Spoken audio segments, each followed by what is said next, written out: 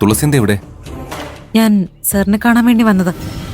എനിക്ക് സാറിനോട് ചില കാര്യങ്ങൾ ചോദിച്ചറിയാനുണ്ട്. എന്താ? ചോദിച്ചോളൂ. പാറുവും പ്രിയഞ്ചേട്ടനും തമ്മിലുള്ള ബന്ധം തകർക്കാൻ നിങ്ങൾ എന്തിനാ ശ്രമിക്കുന്നത്? നല്ലവനെ പോലെ അവർക്ക് വേണ്ടി അമ്മയോട് സംസാരിക്കാൻ വന്നതുകൊണ്ട് ബാക്കിയുള്ളവരുടെ കണ്ണിൽ നിങ്ങൾ പൊടിയിട്ട് കാണും. പക്ഷേ നിങ്ങളുടെ ഉദ്ദേശം എനിക്ക് മനസ്സിലായി. തുളസി, എന്ത് മനസ്സിലാക്കി നീ പറയുന്നത്? പ്രിയനെയും പാർവതി അകറ്റാനുള്ള ഒരു ഉദ്ദേശവും എനിക്കില്ല. അതെങ്ങനെ ഇല്ലാതിരിക്കും? പാറുവിനെ സാറിന് ഇഷ്ടമാണെന്ന് എനിക്കറിയാം. അവൾക്ക് പ്രിയഞ്ചേട്ടനെ മതിയെന്ന് പറഞ്ഞതുകൊണ്ട് നിങ്ങൾ കൊഴിഞ്ഞു മാറേണ്ടി വന്നു. അതിന്റെ ദേഷ്യം നിങ്ങൾക്ക് പ്രിയഞ്ചേട്ടനോടുണ്ടാവില്ലേ? ഒരിക്കലുമില്ല. വെറുതെ നുണ പറയണ്ട സാർ. പ്രിയഞ്ചേട്ടനെ ഞാൻ വിട്ടുകൊടുത്തെങ്കിലും ഉള്ളിന്റെ ഉള്ളിൽ അതിന്റെ വേദന ഇപ്പോഴും എനിക്കുണ്ട്. അത് നിങ്ങൾക്കും ഉണ്ടെന്ന് എനിക്കറിയാം. പക്ഷേ ഞാൻ അവരുടെ ജീവിതത്തിൽ ഇടപെടാതെ മാറി നിന്നു. നിങ്ങൾ അവരെ തമ്മിൽ തല്ലിച്ച് പിരിക്കാനാ നോക്കുന്നേ. ഞാൻ എന്ത് ചെയ്തെന്നാ തുളസി പറയുന്നത്? ഈ ലെറ്റർ നിങ്ങൾ എനിക്ക് അയച്ചതല്ലേ?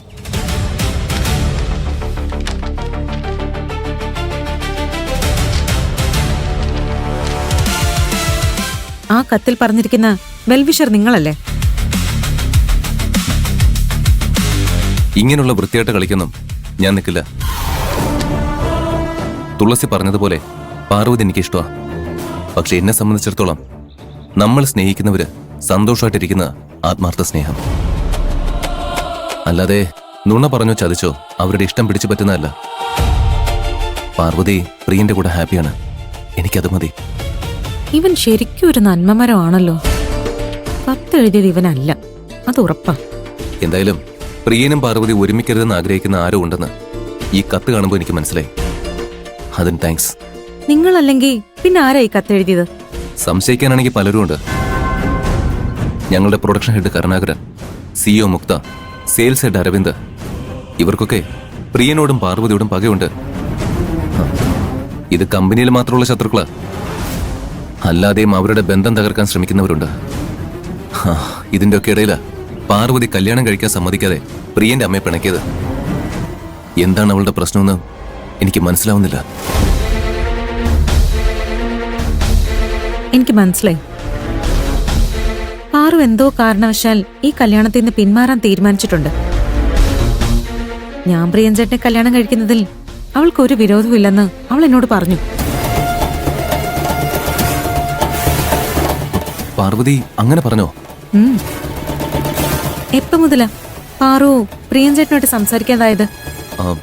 കുറച്ചു നാളായിട്ടുള്ളൂ. പാർവതി ഇടയ്ക്കിടയ്ക്ക് തലയിറങ്ങി വീഴാൻ തുടങ്ങി. 2-3 തവണ ഹോസ്പിറ്റലിലും പോയി.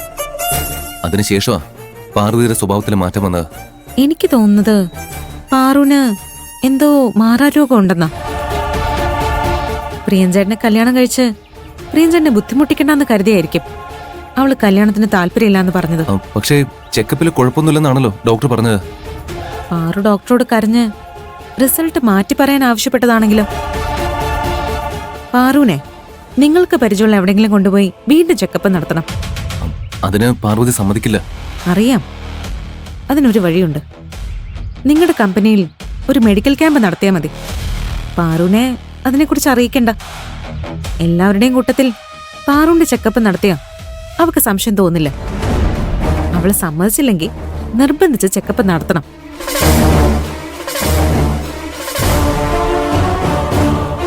എന്തുപറ്റി? പാർവതിക്ക് അങ്ങനെ ഒരു അസുഖം ഉണ്ടെങ്കിൽ ഞാൻ എന്ത് ചെയ്യുമെന്ന് എനിക്കറിയില്ല. പാർവതിക്ക് ഒരു കുഴപ്പമില്ലാതിരുന്നാൽ മതിയായിരുന്നു. അവൾക്ക് എന്തെങ്കിലും വലിയ മാറാരോഗം ഉണ്ടായിരുന്നാ മതിയായിരുന്നു. അവള് തീർന്ന പ്രിയഞ്ചേട്ടന്റെ മനസ്സ് മാറ്റുന്നത് എളുപ്പാവും. തുളസി എന്താ ആലോചിക്കുന്നത്? പാറുവിനെ പോലെ നല്ല മനസ്സുള്ള ഒരാൾക്ക് അങ്ങനെയൊന്നും സംഭവിക്കില്ല. എന്നാലും നമ്മുടെ മനസ്സമാധാനത്തിന് ഒന്ന് ഉറപ്പിക്കാൻ വേണ്ടിയാ ഈ ടെസ്റ്റ് നടത്താൻ ഞാൻ പറഞ്ഞത്. ഞാൻ വേണ്ടത് ചെയ്തോളാം.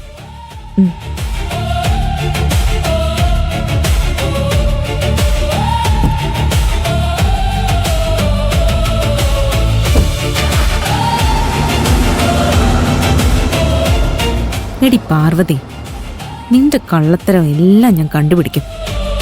നീ നോക്കിക്കോ.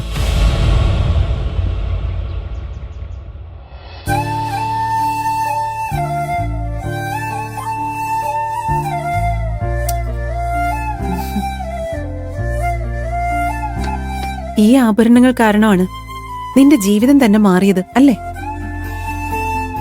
നിന്റെ ചേട്ടൻ ഇത് മോഷ്ടിച്ച അന്ന് മുതൽ ഇന്ന് വരെ നിന്റെ കുടുംബത്തിനു വേണ്ടി നീ ഒരുപാട് കഷ്ടപ്പെട്ടു. ഒരു തരത്തിൽ ഈ ആഭരണങ്ങൾ തിരിച്ചെടുത്തപ്പോ നീ കഷ്ടപ്പെട്ടതിനൊക്കെ ഒരു ഫലം കിട്ടിയതുപോലെയായി. ഈ ആഭരണങ്ങൾ കാരണം